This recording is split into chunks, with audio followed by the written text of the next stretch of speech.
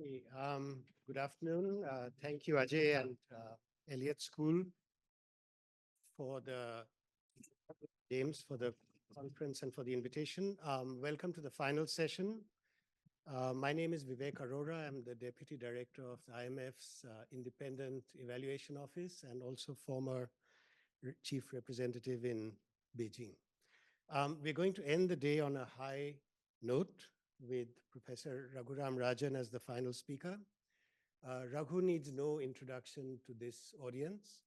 Former RBI Governor, former Chief Economic Advisor to the Government of India, former and current professor at University of Chicago Booth Business School. I'm referring to him as Raghu because this is what I think he's comfortable with. There's a story about Henry Kissinger, who once was asked whether he wanted to be addressed as professor, as doctor, as Mr. Secretary, and he said, let's not get hung up on protocol, just call me Your Excellency. But I think I think of Raghu as Your Excellency, but we'll call him Raghu. So Raghu is going to discuss his views on India's path forward. You may have read his book, his recent book with Rohit Lamba called Breaking the Mold, on how India can or should develop its economy going forward in a manner that is, faithful to its own traditions and systems, and maybe somewhat distinct from the path that has been followed by other countries. Raghu will speak for about, I think, 20 minutes or so, and then we'll have an equal amount of time for questions and answers before we close. This is the last session of the day. Thank Well, first, thanks for having me here, and sorry to stand between you and pakoras. I'll try and minimize the time in between. The reason for this book, which I'll talk about, and I'm going to pitch it at a somewhat lower level than all the experts in this room are used to. But we can go into whatever depth you want on the economics. I'm fairly convinced that this makes sense. So the idea is, India needs to grow fast. It's got a young population, but the population dividend will not last forever. We start running out by 2047, which is when our Prime Minister wants us to be a developed country. Now, if you do the math on what it takes to become developed by 2047, current rates of growth around 6% simply don't cut it. You need to grow much faster. So, put it simply, how does India grow rich before it grows old? And that's certainly a question that is worth asking. Oh, that's it. We got it. This book is an attempt to try and understand that. And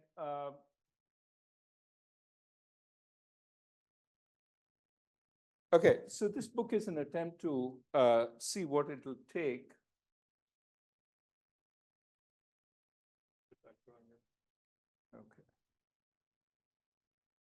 Okay. So, this is the dialogue that goes on in India today. You have the pro-government sort of economists emphasizing the positive, and of course you have the opposition emphasizing the other side. Is India the fastest growing country in the G20? Absolutely. It's also the poorest country in the G20. But what the opposition is currently emphasizing is it's unable to provide good jobs. That if you see the single largest sector in terms of job provision over the last few years, it's agriculture, which is a travesty for a fast-growing developing country. Are manufacturers jostling to enter India, or has India missed the manufacturing bus? If you look at India's share of workers in manufacturing, again, depending on how you count, but it's sort of flat for the last 4 decades. It hasn't increased. Are all Indians doing well? Or is the middle getting hollowed out? Is there a problem of growing inequality as well as of growing stress at the lower end? Is India preparing for the future, or is it too busy battling the past, right? So these are relevant questions. And the reason this makes sense is We have a government which is intent on taking us on the development path. The Prime Minister, of course, has emphasized 2047 as the year we want to be a developed country. And of course, the path that is obvious is the East Asian growth model. Start with agricultural reforms, enhance productivity in agriculture, create surpluses, and then start absorbing labor in low-skilled assembly. That's the way you move up the production scale. And you get scale economies by exporting, because your domestic demand is too small to absorb those exports and get any kind of scale which contributes to efficiency. And then you move up the value chain, as China has done. And eventually, way down the line, you move labor to services and manufacturing-related services. So in this narrative, India missed the bus. It's not really shown much prowess in manufacturing. There was a time, early 2000s, when India was seemingly getting on the manufacturing bus, when there was a sense of possibilities. For the last 20 years, nothing much really has happened. Of course, the big comparison in India is with China. How did China do it? Why didn't India do it? And I would say, we miss sometimes when we talk about the China narrative, some of the details of what happened in China. For one, China had a much stronger emphasis. We had a discussion of some of this earlier on in earlier sessions, much stronger emphasis on early education, and had a much more skilled workforce when it liberalized. So as a result, your high school educated worker could actually start a small enterprise because they could do the basic accounting, do the basic pricing in a way that made their small enterprises profitable. That didn't happen as easily in India. And you didn't get the vast entrepreneurship that emerged in China, but also you didn't have the well-trained high school educated worker for the vast manufacturing enterprises. You just can't pick somebody off the fields and put them into manufacturing enterprises. A second that my colleague at Chicago has emphasized, Chiang Tai-shek, is when you look at World Bank doing businesses indices for China, they look pretty awful. Much, often worse than India's. But China somehow managed to get business going. And why was that? He argues it was because you got government decentralization. Each of the local municipalities, the mayor was incentivized to enhance growth locally. And they broke every rule that needed breaking in order to get their local champions going, okay? So government decentralization and competitive cronyism. You are fighting with other municipalities. So, if you ran a taxi in Shanghai, you had to buy from the GM joint venture in Shanghai because those were our guys. And as a result, you created a certain amount of local protectionism, but globally it was competitive because you were competing with other municipalities, and that created a good ecosystem for growth. And of course, China suppressed some of the market forces. Exchange rate was kept undervalued. Interest rates were kept low. That's part of the same combination. How do you keep exchange rates low, keep interest rates also low? And as a result, you get cheap capital into your manufacturing factory. You can lend cheaply to them because you're suppressing the interest rate on savings. Who pays the price? It's your households. Your households don't get good interest rates. Their wages also kept below productivity growth. That gives profits to businesses. They grow fast. You don't have strong consumption, but you don't need that because final demand is provided by the external market. And as a result, you grow fast. Now, cut a long story short, it's very hard to do all this in India. You certainly can do this, but these are still things that India doesn't do. And so the China path is a little hard for us to follow. Now, instead, India did better in services. The share of employment in services, as you well know, has grown even as employment in agriculture shrank. So what happened was people left agriculture for, eventually for services. And more recently, they've been going into construction. So the sector that's growing in India today is not services, not manufacturing, it's agriculture and construction. And that's, so the question is, let's stay with the period when services was growing till about the pandemic. And is this premature deindustrialization, or can we build on this and say, well, let's not completely rule out services as a way for India to grow? In part, regardless of whether you pick services, manufacturing, agriculture, or construction, India has a problem. And this is so well known, I don't need to elaborate. Unemployment numbers are high. Disguised unemployment is even higher. Labor force participation is low. Female labor force participation is really alarmingly low. I already talked about the share of agricultural jobs increasing in recent times. And of course, all this is exhibited in high educated unemployment and massive numbers of people applying for government jobs. PhDs applying for jobs as peons in the railways. Even as this is happening, even as we have massive labor, which is unemployed, we have the capital intensity of manufacturing steadily going up. And when you talk to manufacturers, they say, oh, I can't find workers. Plus, it's just a pain in the neck working with workers. Let me go capital intensive, right? So which way should India go now? Should it turn back the clock and hop onto the skilled manufacturing bus? Or maybe think again, the world has changed. It has changed in some ways which make manufacturing harder. In some ways, it's opened up new pathways. Do we try and figure out how to take advantage of these new pathways? Now, I'm not saying we need a new form of industrial policy. I think one of the problems with India is it's had a terrible experience with the past industrial policy. This is why we had Gurcharan Das writing a book where he says, India grows at night when the government is not watching. And in a sense, I think that makes sense again and again, because our bureaucracy is not particularly good at figuring out where we should go. But the question is, we do need to think about how to use our resources, because an effective use of our resources will help us sort of take advantages of whatever opportunities emerge. So I want to make 3 points before I get to what I think we should do. The old path is narrowing, right? There is a huge backlash against the old export-led growth path. I mean, in a sense, nearshoring and onshoring seems to be geostrategic. It's against China. But think of another China emerging. Does the world have room for another China? And I would say absolutely not.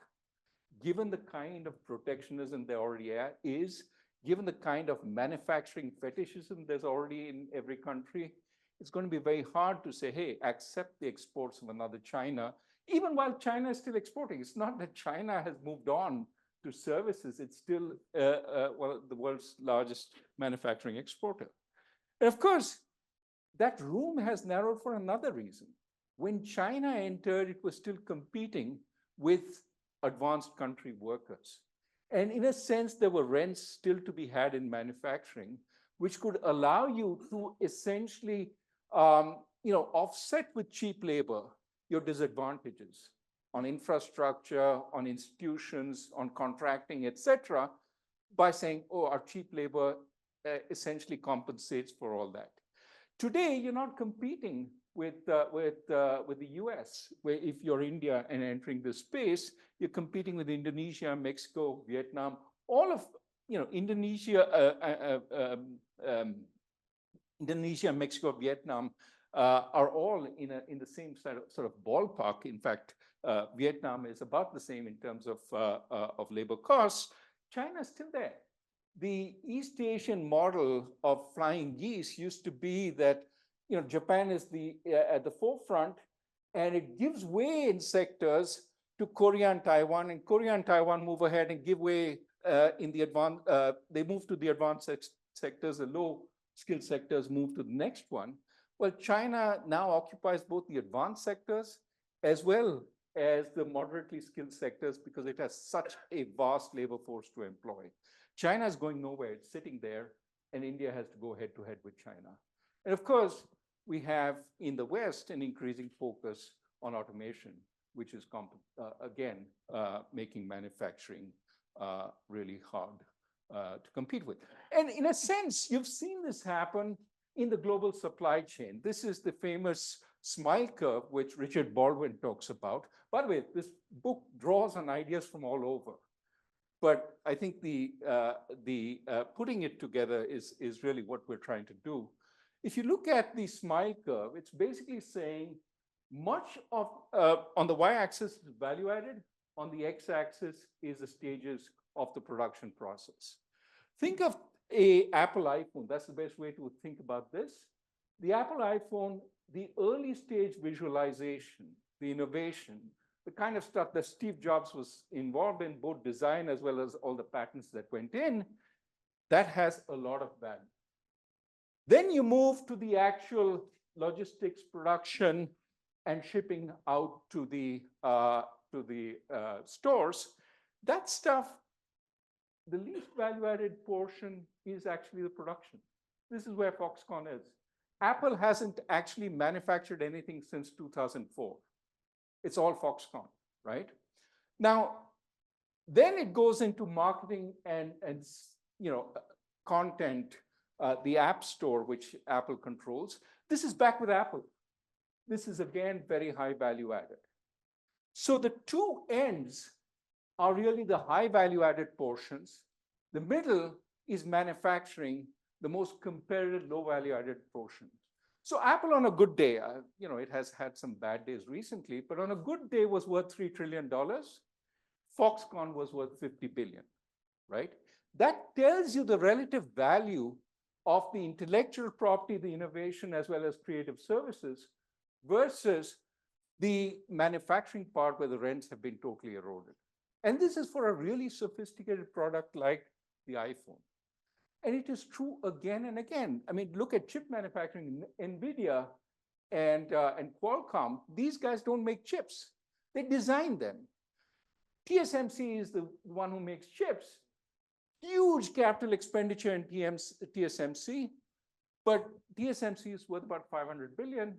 NVIDIA crossed 2 trillion. Again, the value added often is not in the manufacturing, even in something as sophisticated as chips, and TSMC is a very successful company. So what I'm saying is, manufacturing is the old story.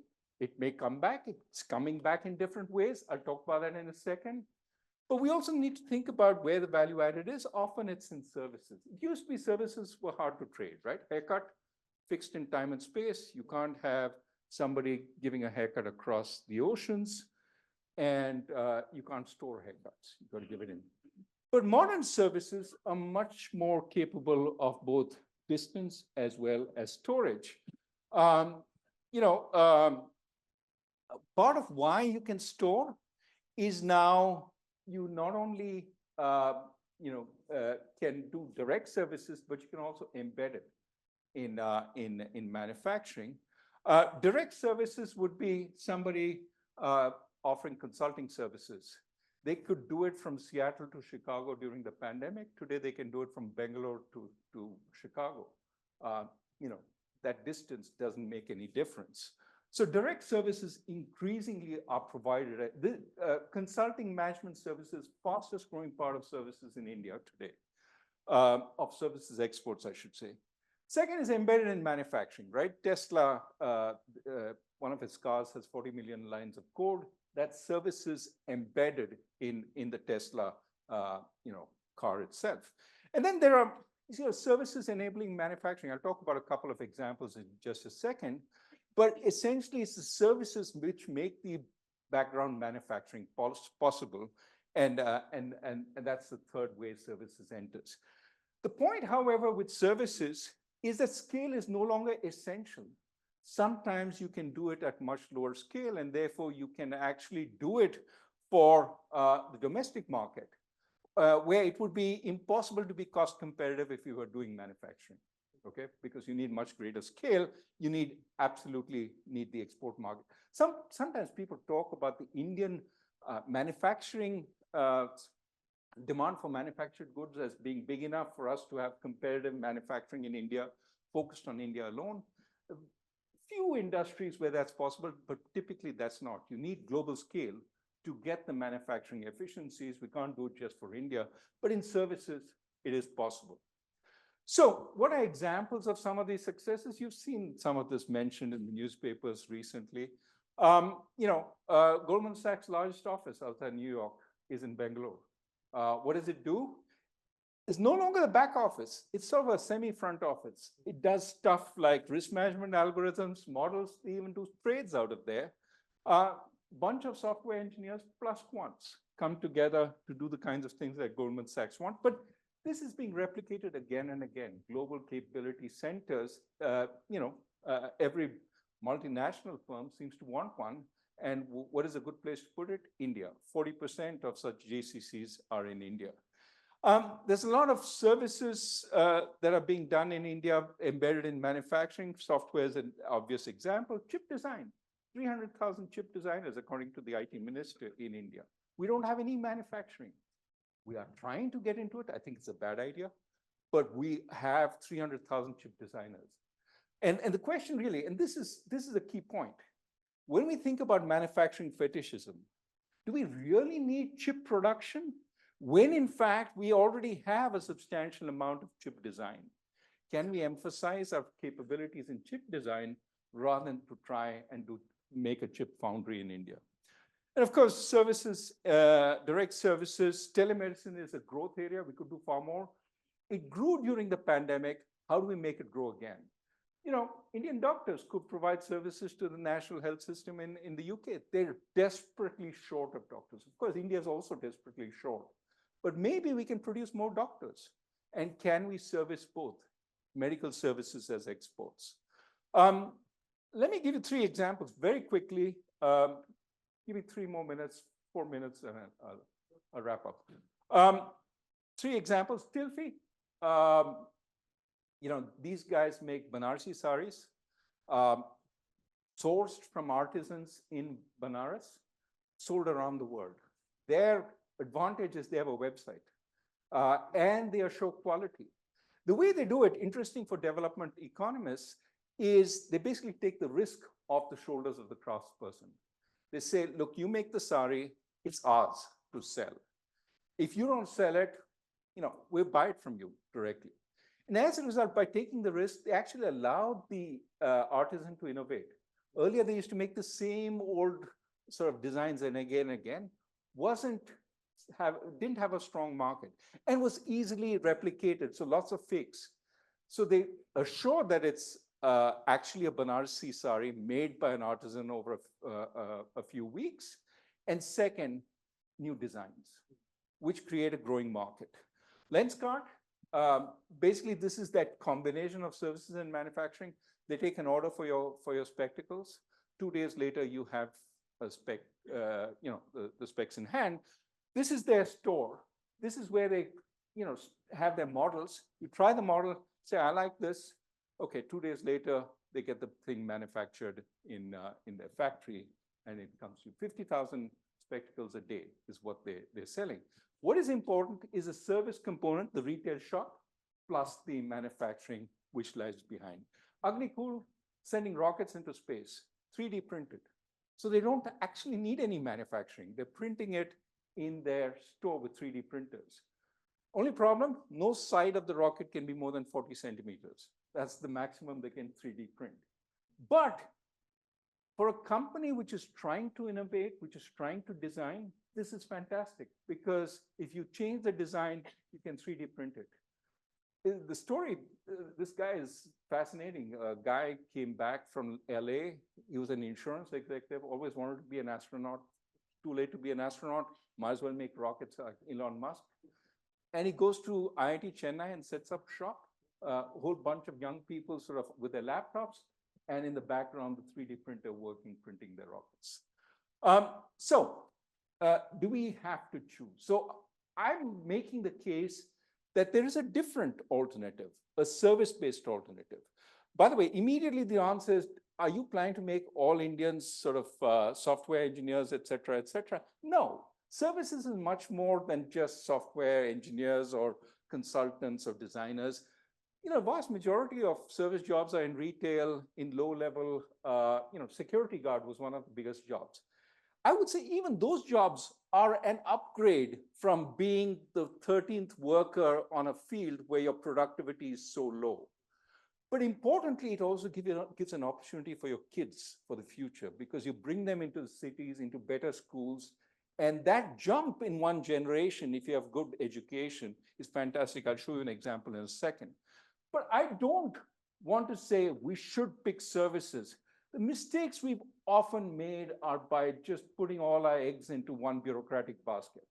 We simply shouldn't do that. Instead, let's focus on making our workforce much more capable. And this is what we heard in previous sessions.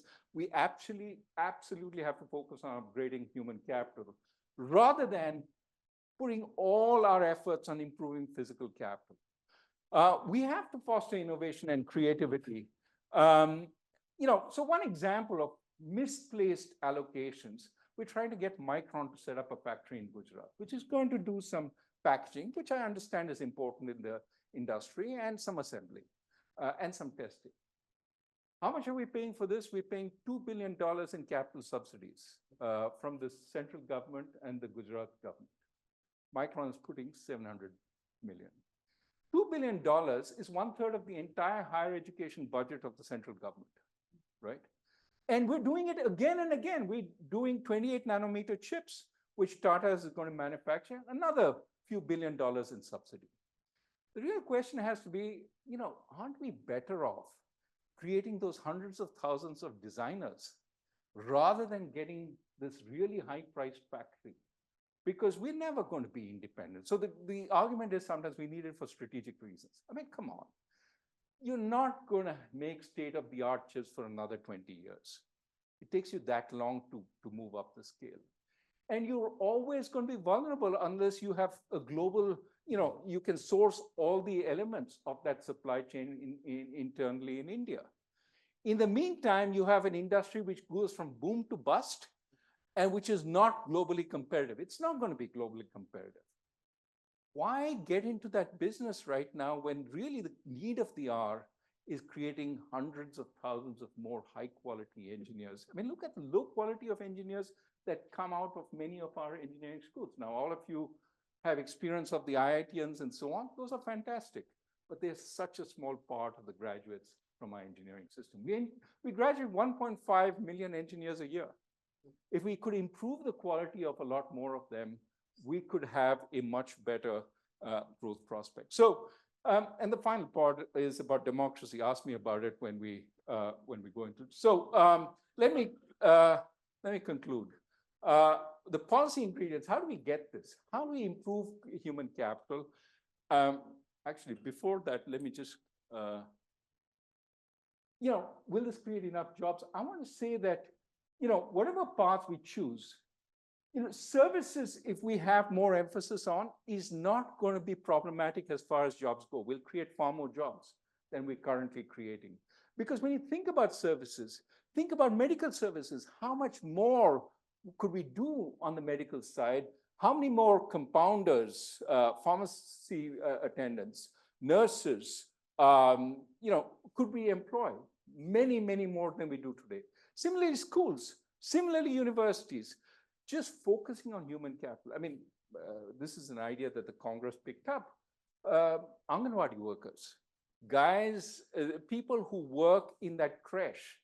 If we just double that number, and studies show doubling does a lot in terms of early childhood education and care, we'd have 1.5 million more jobs. So when we're talking about the magnitudes here, they're much bigger than people generally allow for. And of course, you can do everything else. You can do construction, you can do everything else. And I'm not saying go against manufacturing. I'm just saying keep an open mind. Manufacturing is not the only way to create jobs. There are other ways also. Let me conclude. One point I want to emphasize is that, one of the reasons we had a discussion of this earlier, one of the reasons we haven't done more sort of in the area of human capital is typically to deliver effectively and have the sort of target population be able to sort of provide timely feedback on how you're doing. We need to decentralize. The state of Uttar Pradesh is 240 million people. You cannot govern Uttar Pradesh from Lucknow. If your teacher is not performing in the local panchayat, you can't go to Lucknow to protest. And that's what you need to do today. Because the panchayat has no ability to reprimand the teacher or to fire the teacher. They're controlled by the provincial government. So we desperately need more decentralization if we want better public provision. Of course, Kerala is an example of good decentralization, but the Delhi government, fantastic job on healthcare and on schools, because people see the effect. When you repaint the school, when your teachers show up on time, when there's an enthusiasm, the local population sees it. In fact, you hear the commentary today, oh, Kejriwal is in jail, but we like the schools he made. We like the clinics he put up.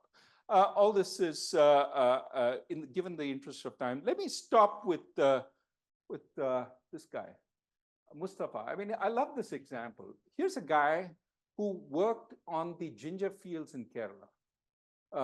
His father was a farm laborer. Pick up ginger, throw it onto the truck, uneducated. Mustafa was sent to school. That's the new India. He went to school. But unfortunately, he failed, which is also the new India. The dropout rate from schools is huge. He failed in 6th class. He goes back to the fields, starts working with his father. Kind teacher shows up and says, hey, Mustafa, what are you doing? Well, I'm back on the fields. I failed class. No, come back. That's the only way you've got to break out of this existence. So Mustafa goes back, children being cruel, they make fun of him. You're the guy who failed. You're the dumb kid. And he says, no. He goes back to his teacher and says, what do I do? Teacher says, focus on one subject. Just do it well. They'll come around. So he focuses on math. This teacher happened to be a math teacher. He tops the class. Students come around. He tops the school when he graduates. And, he goes to NIT, engineering school, and then does really well in the job, but decides, I want to become an entrepreneur. And what does he pick up in entrepreneurship? He says, look, New India, all these households, they want to make idlis. But to make idlis, they need idli batter. And it's a pain in the neck grinding the idli batter. It's a real grind, pardon the pun. So what he says is, look, I'm going to make fresh idli batter. But today there are people who make it, but it's done very unhygienically in poor packaging. So he packages it well. He sells it widely, and it's fresh. It's 2 or 3 days. At the end of 2 or 3 days, he picks it up and then distributes it to charity.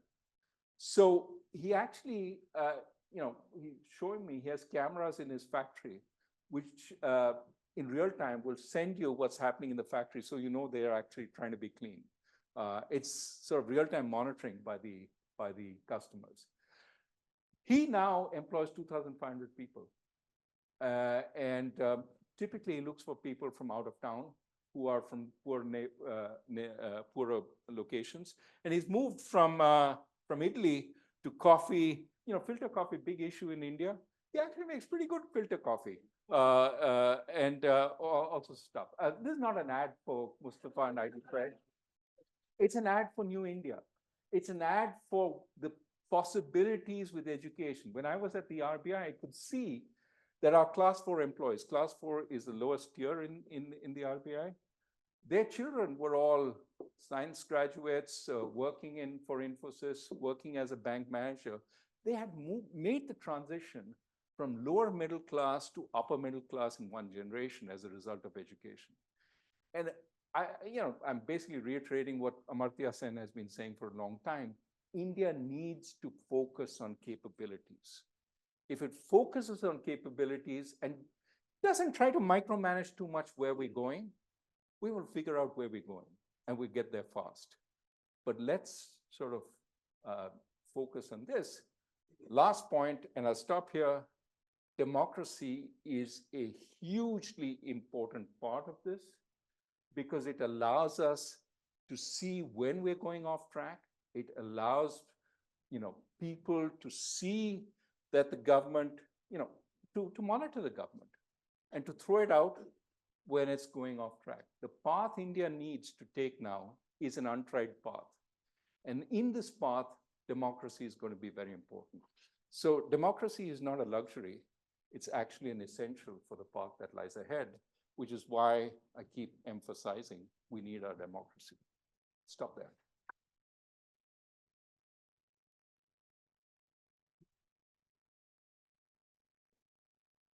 Well, So- thank you very much, Raghu. As usual, a very insightful and innovative presentation. I think we do have a few minutes for Q&A, subject to Ajay's instructions. 15 minutes for Q&A. Yeah. So I'm sure we'll have many questions for you, Raghu. I just add one and then pass it on, which is the gist of sort of I took away from you was that the path for India going forward needs to be somewhat distinct from the path that other countries have taken, the usual growth stories in East Asia and China and so forth. So that said, are the lessons that India should draw from other countries' experience also different? The usual thing about basic and vocational skills, basic and vocational skills, opening up to trade and FDI, the kinds of things that led to manufacturing growth in Asia and China being very strong. Are those relevant for India, or are there other international lessons that you think are relevant? Yeah, I think they're all relevant. I just worry that we seem to be convinced that the only way to grow is by bringing manufacturing to India and subsidizing the way. And I mean, I can understand that as a temporary sort of stopgap measure when you have large deficiencies, but you have to know how those deficiencies get overcome. And somehow there's this sense that agglomeration will fix everything. We bring them to India and they never leave. I think this is more hope than something which we know will happen. We absolutely, whatever we do, we need to focus on improving human capital. And that's why I think this constant focus on freebies, let's just give it away, as opposed to how do we focus on improving the public provision of services. And it doesn't have to be the government providing these services, but somebody has to provide it and the government has to aid that process. How do we focus on that? That to me is the central question. And you know, I'm all for openness. I think our, when we create those capabilities, some fine person will figure out how to make use of them to create new products the world needs. I don't think we need to micromanage that, but I think we need to absolutely create those capabilities. Thank you, Raghu. Thank you. I think maybe we can start from the back there and then go to the next. Yeah, thank you. That was excellent. I had just two really quick questions. One is you mentioned the women, and I really wanted to understand. I'm sitting with Anita here, and we're both, very much into women, and she just, constantly reminds us of the immense potential, right? If we really get that sparked. So what are some breaking the mold ideas for that? I'll stop there. Yeah, maybe we'll just collect 3 or 4 questions. So I think there was someone next to you, and then. Thank you, Professor Raghuram Rajan, for the talk. My question was pretty much when you kind of talk about the new India. The thing that I kind of don't see essentially is that as a country that has a lot of youth, we don't think of ourselves as coming out as global leaders, let's say in the next 20 years, being able to build first for the world. The examples also that you gave, say with Lenskart, and there are many companies like that out in the world. So question is, what are the systemic faults that India suffers from, because of which the youth in India doesn't really think of itself as global leaders in like building youth stuff? Thank you. I think Amit, and then. Actually, Sandeep. 3 is about the capacity for me to remember. I will keep notes as well, but okay, 3. First, thank you very much. My name is Amit. I wanted to go back to what you said about the India's development path. When I look at China and its Politburo, pretty much everybody on that body has come up from being a manager, whether of a city or a province, and they've had to deliver according to their benchmarks. We don't have that in India and probably will not have it as a democracy. And yet 40% of our sitting MPs have criminal cases. How do you see what kind of body or what representative body in India will provide the kind of leadership to take us down the path that you have suggested, which I agree with? Thank you. So first on women, we actually have a large part of a chapter on this. Now, I don't have any magic ideas. I do think that what is interesting is women are now getting more highly educated than men. But one of the problems in India is participation for women actually falls with education rather than increases with education. I do think we need to focus on, just making it easier for women to go to work and to be safe at work, to go safely to work, to be safe at work. Those are, bread and butter things that we need to fix.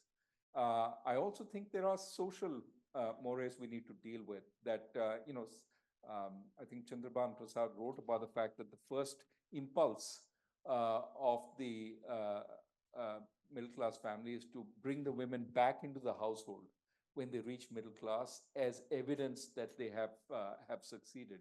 We need to deal with that offering opportunities for women is a good thing rather than a bad thing, and they get to actualize themselves.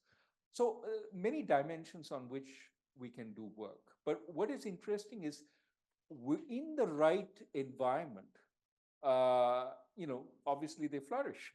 For example, in the financial sector, I see when I was in India, I saw a lot more women making it much higher, especially when the environment, the bank itself was supportive. Arundhati Bhattacharya was a magnificent SBI chairperson. She was great. But even ICICI had a crop of women who led other banks, all nurtured under Mr. K.V. Kamath and the broader systems that ICICI put together. So I think all this suggests that, when there's a will, there's a way. We need to figure out, more systematic ways than just individuals. How can we make this more broadly possible? But the good thing is the capabilities now in women are increasing by leaps and bounds. And I think even state governments are recognizing that and doing right policy. One last point, Tamil Nadu government had a policy of giving a large sum of money when the woman got married. And they said, well, maybe we shouldn't do that. Let's shift to paying for their education, which made a lot more sense than paying them to get married. I think there was a question. Okay, Systemic, so that was there. yeah. You see, I forgot. One was innovation. Why aren't Indians innovating more broadly? I think there's some. We don't hear of them, but there's some. I think a lot of Indian innovators now are going to Singapore or to Silicon Valley to set up because they find access to the final markets much easier there. We need to ask, what is it that forces them to go outside of India to set up rather than stay inside India? But even so what is really heartwarming is talking to some of these entrepreneurs and seeing their desire to change the world. And increasingly, many of them are not, happy staying in India. They want to actually expand more globally. So, for example, Mustafa already has operations in the Middle East. But I think there is young India is no longer, it has a Kohli mentality, Virat Kohli. I'm second to none in the world. But I'm going to show it both by working really hard, but by delivering eventually. And so I think it'll happen. When will we have an NVIDIA of our own? It'll take some time, but I think the ambition is there amongst the young. Maybe Third question was about politicians and their, this is, what gives me hope is when I read about the politicians in the US in the 19th century. And I realized they're not very different from the politicians we have now. So there is progress eventually. But that's why I think it's important for democracy uh, to play a big role. It can't be that one party has the ability to whitewash all sins and take into its anyway. You understand what I'm talking about. I think we need to constantly focus the light on the bad apples and hope that parties improve their functioning. Maybe we'll have one more round, just given the time. There's also excess demand, I think, so we have to ration a little. Maybe we can start, Sandeep, and then the gentleman behind you.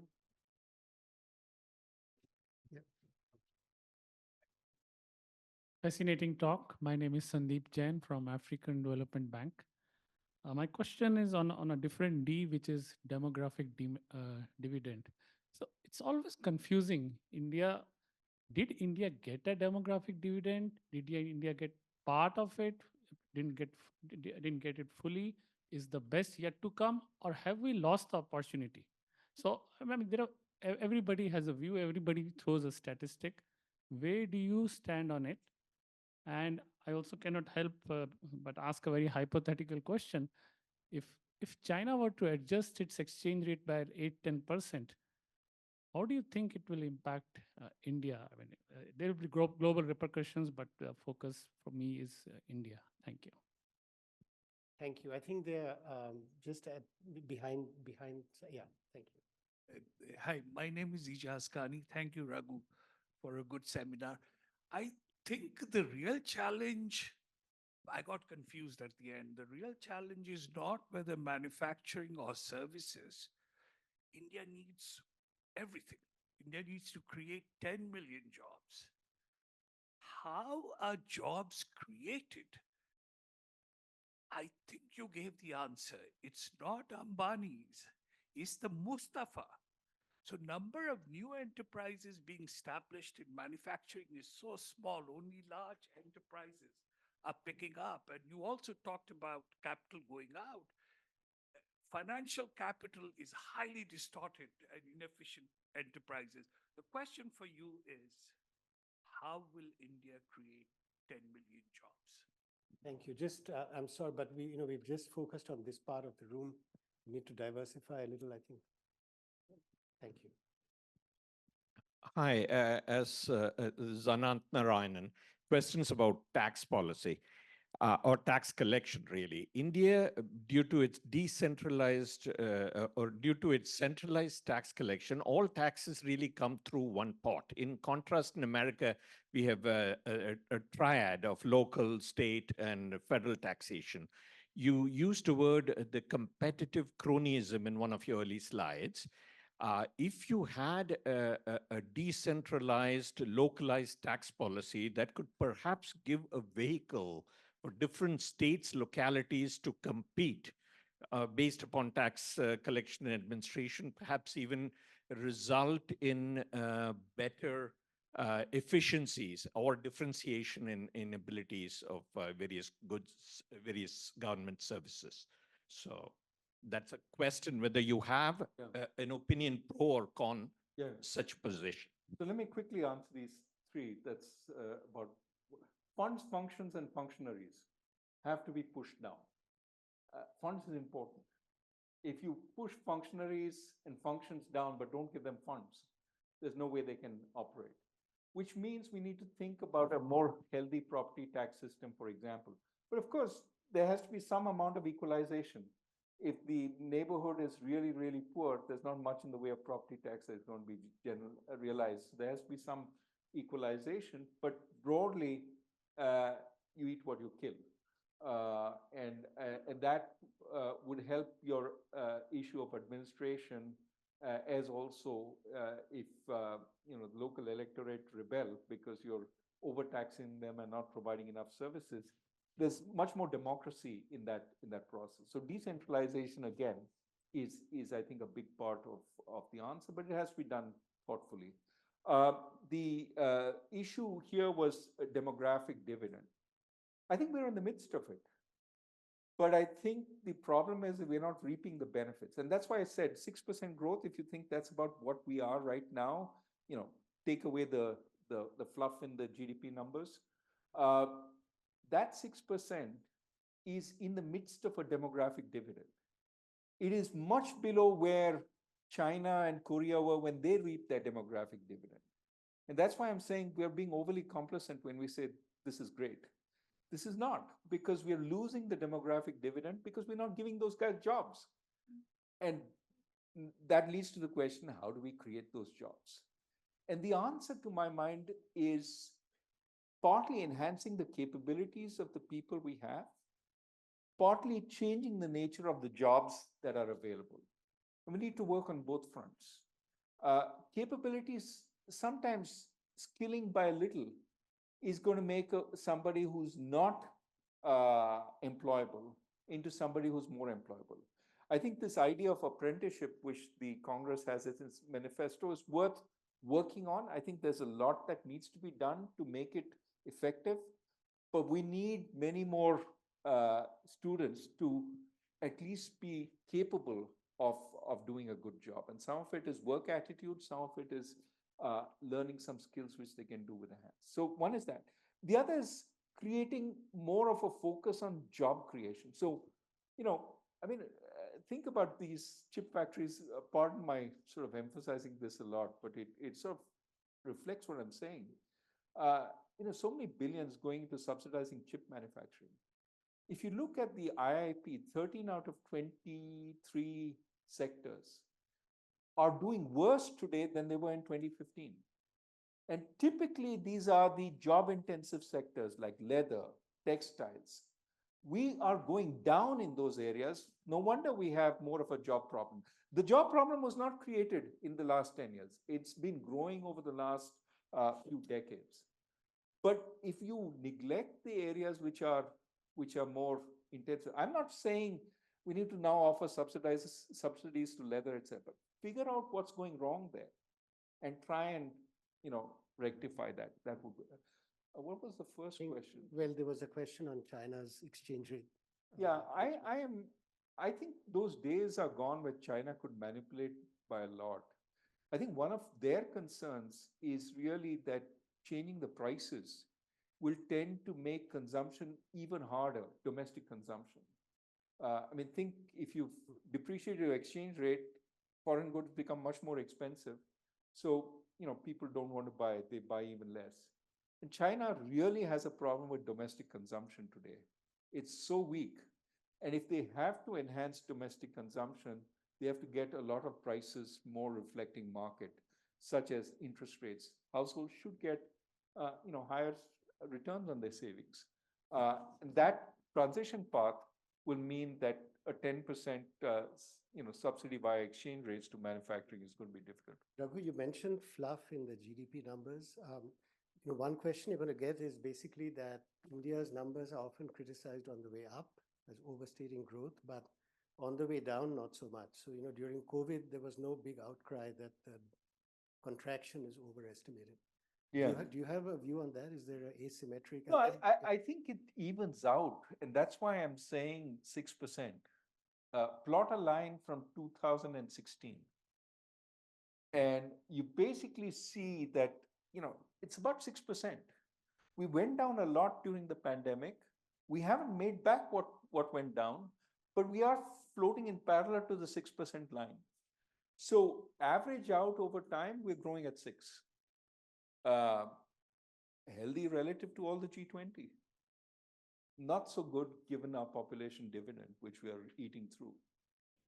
I think we are out of time, unfortunately, but any last word from you before we close? No, thank you for inviting us. Great conference and looking forward to the Prabhat. Thank you.